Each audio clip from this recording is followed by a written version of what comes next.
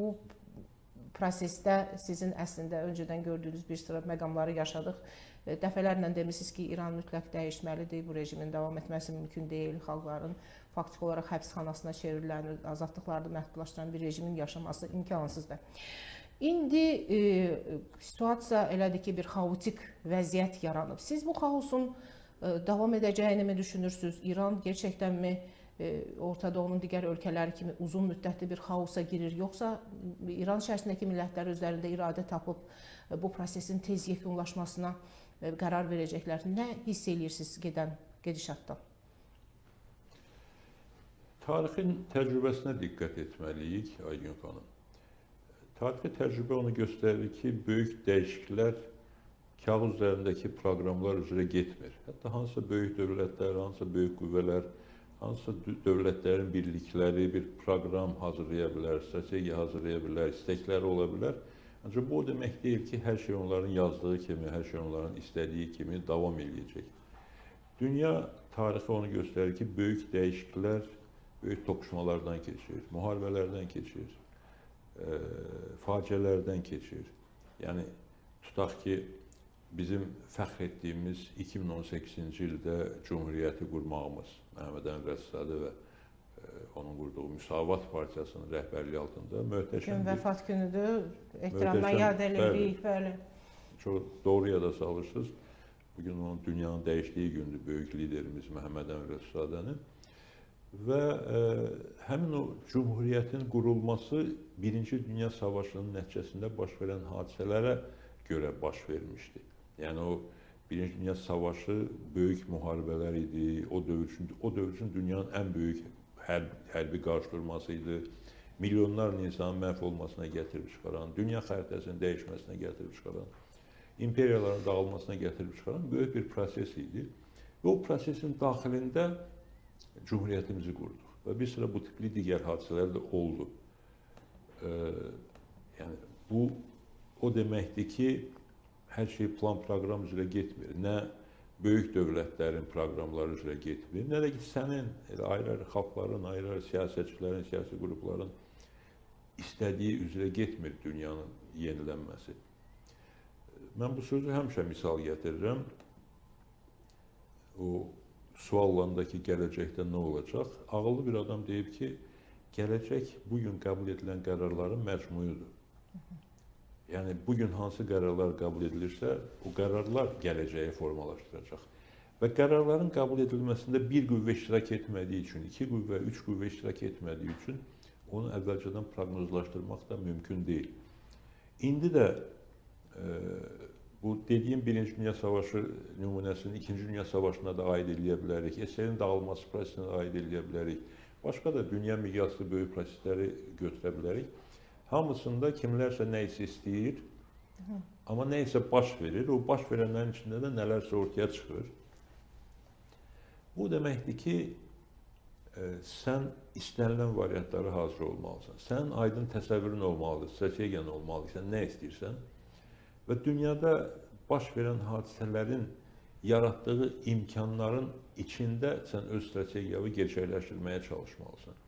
Dünyada sənə yaradılan təhlükələrdən qorunmaq, xalqını, dövlətini sənə yaradılan təhlükələrdən qoruyub, sənin istədiyin, xalqın istədiyi hədəfə doğru hərəkət eləməlisən. İndi də demək ki, bu məsələ nə ilə qutaracaq, bu nəinki çətindir, heç mümkün də deyil. Çünki burada Amerika Birləşmiş Ştatları kimi dünyanın süper gücü iştirak edir. Regionun ən ciddi hərbi qüvvələrindən biri İsrail iştirak edir.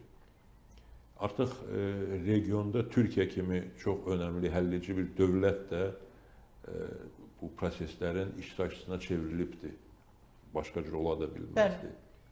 Və Azərbaycan Respublikası da artıq prosesin aktorlarından birinə çevrilib. Sadəcə müşahidəçi deyil, sadəcə arzu, xəyalla yaşayan bir xalq deyil, regionda gedən proseslərin yönünü müəyyənləşdirən, gələcəyi dəqiqləşdirən, hədəflərə doğru addım atan bir dövlət olma imkanımız yaranıbdır son hadisələrin nəticəsində. Və başqa da çoxlu dövlətlər o prosesdə iştirak edirlər. Rusiya və Çin çox narahatdılar. Əlləri çatmır, ancaq kömək eləmək istəyirlər ki, İran tez məğlub olmasın, mümkün qədər Amerika zəifləsin və digər qüvvələr zəifləsin. Bölgə dövlətləri müəyyən şəkildə iştirak edirlər, hərəsi öz dərdi, öz yanaşması və hələ bu dövlətlərdir. Bu dövlətlərdən əlavə xalqlar hərəkət edir, qruplar hərəkət edir, partiyalar hərəkət edir, hərbi dəstələr hərəkət edir. O qədər çox qüvvə var ki, bu qüvvələrin bütün hamısının eyni vaxtda fəaliyyətinin hansı nəticəyə gətirib çıxaracağını söyləmək demək olar ki, mümkün deyil. Bilirsiniz, açıqcası mən az-çox İranı bilən bir adamam. Bölgəni uzun 10 illərdir öyrənən, araşdıran və az-çox bilən bir adamam. Ancaq mən təəccüb edirəm ki, ayrı-ayrı adamlar elə rahat danışırlar ki, belə olacaq. Hər şeyi bilirlər, hər şeyə proqnoz verirlər və təsəvvür edin ki, bir məsəl üçün deyirəm, bir 100 adam proqnoz verir və sonunda o 100 adamdan birinin bəlkə dediyinə oxşar bir hadisə olur ya olmur. Və o zaman da deyilir ki, mən filan vaxt filan sözü demişdim. Sən nə deməyin həlledici deyil. Həlledici odur ki, dediyim kimi, müxtəlif qüvvələr fəaliyyət göstərir. O qüvvələrdən hansı daha güclü olacaqsa, hansının gedişləri daha doğru olacaqsa, hansı daha çox fədakarlıq göstərəcəksə, hansı daha çox qəhrəmanlıq göstərəcəksə, onun istədiyi kimi olacaq. İsa bəy, üzr istəyirəm, mikrofon biraz aşağı düşdü, əgər sizə çətin deyilsə onu yuxarı qaldırın. Əziz seyircilər, bu arada Güney Azərbaycan Demokratik Türk Birliyinin rəhbəri hörmətli Əjdər Tağızadə bizim canlı yayımıza qoşulub. Əjdər bəyi salamlayırıq və az sonra onu da söhbətimizə daxil eləyəcəyik. Əjdər bəy, hər vaxtınız xeyir olsun, xoş gəlmişsiniz yayımıza. Təşəkkür, bir fürsət oldu. Buyurun İsa bəy, çox üzr istəyirəm, davam edin. Hazırda gedən proseslər həddən artıq qanlı və dəhşətli hadisələrdir. İnsanlar həlak olur, uşaqlar həlak olur və heç bir tərəf deməsin ki, mən süddən çıxmış ağqaşıram. Hər kəsin öz günahı var, öz səhvi var, öz payı var bu baş verən hadisələrdə. Dəhşətli proseslər gedir. Və bu İran üçün çox ciddi bir sarsıntıdır. Və bu sarsıntının səbəbkarı İran hakim rejimidir. 47 il əvvəl hakimiyyəti şahdan alıb xalqa böyük vədlər verən, ancaq o vədləri yerinə yetirməyən bu dini molla rejiminin siyasətinin nəticəsidir baş verən hadisələr. Və eyni zamanda bu hadisələrdə ciddi təhlükələr var. Təkcə İran üçün yox, bütün bölgə ölkələri üçün təhlükələr var. Nədir o təhlükələr? Biraz aça bilərsiniz, zəhmət olmasa. Təhlükəsizlik baxımından böyük bir gərginlik yaranır. Yəni siz xaosun davam etməsi halında nəzərdə tutursunuz həm də, deyilmi? Dünən Azərbaycanın bölgələrindən birinə, Naxçıvana dron hücumu edildi. Bu, Azərbaycan müharibədə iştirak eləmir. Azərbaycan əksinə müharibədən məsafələnir. Azərbaycan dövləti rəsmən bəyan eləyir ki, İrana qarşı bu hadisələrdə iştirak eləmək fikrində deyilik. Heç kimə də iştirakına bizim ərazidən imkan yaratmırıq və yaratmayacağıq. Və bu mövqe də kifayət qədər əsaslı mövqedir və sübut olunan mövqedir. Ancaq buna baxmayaraq, biz kənarda dayandığımız halda dronlar gəlib bizim aeroportu vurur, məktəbimizə yaxın yerdə düşür. Allah şükür ki, salamatlıqdır, yaralılar olsa da həlak olan yoxdur, ancaq həlak olan da ola bilərdi. Türkiyənin arasına raket atılır, yaxın şərq ölkələrinə raketlər atılır və bu hələ ilk elə bil ki, hadisələrdir bizim bölgə ilə bağlı. Təminat yoxdur ki, bu təkrar olunmayacaq. Yəni, bu müharibə hamımız üçün təhlükədir və bu xaos davam etdikcə o təhlükə də getdikcə artacaq.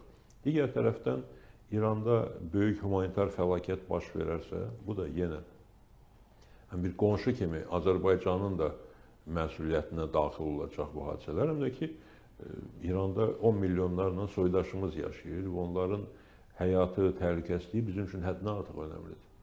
Və bu xaos, bu gərginlik, bu qarşıdurma bizim soydaşlarımıza da ciddi zərbələr dəyə bilər və dəyir də yəqin ki. Əlbəttə Yəni ki, onların ərazisində İran- gedirsə savaş. İran əhalisinin önəmli bir hissəsini Azərbaycan türkləri təşkil edir. Tehranda 6 milyon Və- türk yaşayır. Əlbəttə Bəli, ki, bu onlar önəmli. təkcə Güney Azərbaycanda deyil, İranın bütün bölgələrində, paytaxtında, başqa şəhərlərində yaşayırlar. Və orada baş verən hadisələr, həlak olan insanların bir hissəsi də bizim soydaşlarımızdır. Biz hər bir insanın həyatını önəmli hesab edirik. Eyni zamanda gizlətmək də olmaz da bizim üçün soydaşlarımızın təhlükəsizliyi və həyatı həddindən artıq önəmlidir, həddindən artıq həssas bir məsələdir. Və bəzi ekspertlər hesab edirlər ki, böyük qaçqın axını ola bilər Azərbaycana, Türkiyə və digər ölkələrə. Sözün doğrusu, mən İrandan böyük qaçqın axınını gözləmirəm, amma onu həyat göstərəcək. Bu təhlükə də var, bunu da sərf nəzər eləmək olmaz. Təhlükələr çoxdur, ancaq eyni zamanda böyük imkanlar da var. Bu böyük imkanlar nədir? Birincisi, İranda normal bir proseslərin getməsi, İranın normal bir ölkəyə, dövlətə çevrilməsi. Yəni respublikaya çevrilməsi nəzərdə tutursunuz? Demokratik üsulla idarə olunan bir dövlətə çevrilməsi. Təbii Yəni ki, burada parlamentdə monarxiya məsələm ola bilərmi? mümkün deyil məncə. Məncə mümkün deyil, çünki 50 il keçməyibdir orada İran xalqının monarxiyanı devirməsindən və orada Pəhləvi sülaləsinə qarşı elə bir nifrət formalaşmışdı ki, bu nifrət bugünə qədər də qalır. Və təsadüfi deyil ki, bu 28 fevralda başlayan müharibədə öncə Amerika Birləşmiş Ştatlarının hakimiyyəti, Trump administrasiyası Pəhləvi sülaləsindən olan o adama maraq göstərirdisə, dünən Trump artıq bəyan elədi ki, yox, bizə İranın özündən mötədil düşüncəli, ağlı başında bir adamın olması daha çox sərf edir. Yəni artıq bunu Vaşinqtonun Pəhləvinin üzərindən xətt çəkməsi kimi qiymətləndirmək olar. Monarxiya istiqaməti əsasən onun adı ilə bağlı idi. Bəli. O da qeyri-müəyyən açıqlamalar verir ki, mən hakimiyyəti iddia eləmirəm, ancaq lazımdırsa gələ bilərəm. Referendum keçirəcəyik ki, onlar respublika istəyirlər, yoxsa nə istəyirlər. Yəni bunlar iki başlı deyilən sözlərdir və heç də səmimi mövqelər deyildi. O təhlükə aradan qalxmaq üzrədir deyəsən, tam qalxmasa da diqqətli olmaq lazımdır. Ancaq orada İran xalqları düşünürəm ki, hər hansı bir monarxiya, xüsusən Pəhləvi monarxiyasına heç vaxt razı olmayacaqlar. Və məncə heç Fars xalqı özü də buna o qədər böyük maraq göstərməz. Fars xalqının da içindən islahat tərəfdarları olan kifayət qədər ciddi qüvvələr var. Bunu da son illərdə dəfələrlə görmüşük. Yəni son bir ay öncəki o etirazlarda, Ona yəni görə əsas də- çıxan Fars əhali idi əslində. Bəli, elədir. Ona görə də mən respublika nəticəsi ilə bu mərhələnin yekunlaşacağına inanmaq istəyirəm. Və burada da önəmli bir məqam var. Bunu da mən bütün televiziya kanallarına, müsahibələrimdə deyirəm ki, əslində qalsa bunu mən bir 30 ildən çoxdur deyirəm, yenə də təkrar edirəm ki, İran ciddi bir demokratiya sınağından keçməlidir. Əgər İran bu demokratiya sınağından keçib bir dövlət olaraq var olmağa hazır olduğunu, layiq olduğunu, qadir olduğunu sübut edəcəksə, bu başqa bir məsələdir. O zaman İranda əhalinin milli azlığı yox, milli çoxluğu olan Azərbaycan türklərində həmin demokratik şəraitdə öz imkanları yaranacaq, öz hədəfləri olacaq. Onlar da təbii ki, İranın yeni dövrünün müəyyənləşməsində və idarə olunmasında əsas qüvvələrdən biri, bəlkə də birincisi kimi prestij iştirak eləyəcəklər. Bu məsələnin bir variantıdır, böyük variantı. İkinci böyük variantı ondan ibarətdir ki, əgər İran demokratiya sınağından çıxa bilməsə, İran parçalanmağa labüd bir ölkə halına gələcək. Yəni İranın parçalanması labüd olacaq. Çünki hər hansı bir başqa şəkildə İranı vahid dövlət kimi saxlamaq mümkün olmayacaq. Bu uzun illər Pəhləvi sülaləsi bunu Əhəmənilər haqqında nağıllarla, qədim İran haqqında əfsanələrlə qurdular, yaşatdılar. Ancaq əslində qalsa tarix baxımından çox böyük bir müddətdə olmadı. 25-ci ildən 79-cu ilə qədər nə böyük müddət, yerə böyük bir müddət deyil. Onların yerinə gələn dini rejim, molla rejimi din əsasında, İslam əsasında İranı bütövləşdirməyə çalışdı. Ancaq hətta burada da səmimi olmadıqları üçün, Burada da İran daxilində bir hədəfə çatmaq əvəzinə bütün bölgəni nəzarətə götürmək kimi xam bir xəyala baş vurduqları üçün, bölgə üçün təhlükələr yaratdıqları üçün və əsasdakı öz xalqlarına verdikləri vədləri yerinə yetirmədikləri üçün bugünkü vəziyyət yaranıbdır. Və bundan sonra hər hansı bir qüvvənin İranı bütöv bir ölkə kimi saxlamaq şansı ancaq demokratiyadadır. İnsanlara bərabər imkanlar yaradılmasındadır. Bütün insanların, bütün xalqların İranın idarə olunmasında, birlikdə iştirakına şərait yaradılmasıdır. Bunu eləyə biləcəklərmi, bilməyəcəklərmi bunu zaman göstərəcək. Azərbaycan türkləri və Azərbaycan Respublikası hər iki varianta hazır olmalıdır. Çünki normal demokratik bir dövlət quracaqsa İran, bu da Azərbaycan üçün normal bir variantdır. Biz bütün qonşularımızla normal qonşuluq eləmək istəyirik. Yox, əgər bu olmayacaqsa, İran parçalanacaqsa, bu yeni bir sınaq, yeni bir imtahan olacaq artıq bizim millətimiz üçün, Azərbaycan türkləri üçün. Və bu imtahan da həm güneydə yaşayan soydaşlarımıza, həm də quzeydə yaşayan bizlərə aid olacaq. Biz artıq yeni mərhələnin məsuliyyətini daşımalı olacağıq. Yəni, bu cür bir tərəfdən risklər var, bir tərəfdən imkanlar var. Bu risklər həddindən artıq müxtəlifdir. İmkanlar da bir neçə istiqamətdə mümkündür. O istiqamətlərin də hərəsinin özünün çoxlu variantları var. Ona görə mən deyirəm ki, bu mürəkkəb vəziyyətləri ciddi şəkildə müzakirə eləmək, dəyərləndirmək, əvəzinə hökm vermək, özünün dediyini yeganə mümkün variant kimi təqdim eləmək, bilmirəm, bəlkə də kiməsə ləzzət eləyir, kimisə öz gözündə böyüdür. Ancaq mənə gəlir ki, məsuliyyətli yanaşma lazımdır və məsuliyyətli yanaşma isə bütün mümkün variantları təhlil etməyə və bütün mümkün variantlarda dövlət olaraq Azərbaycan Respublikasının, xalq olaraq Azərbaycan türklərinin nə edəcəyini müəyyənləşdirməkdir. Çox təşəkkür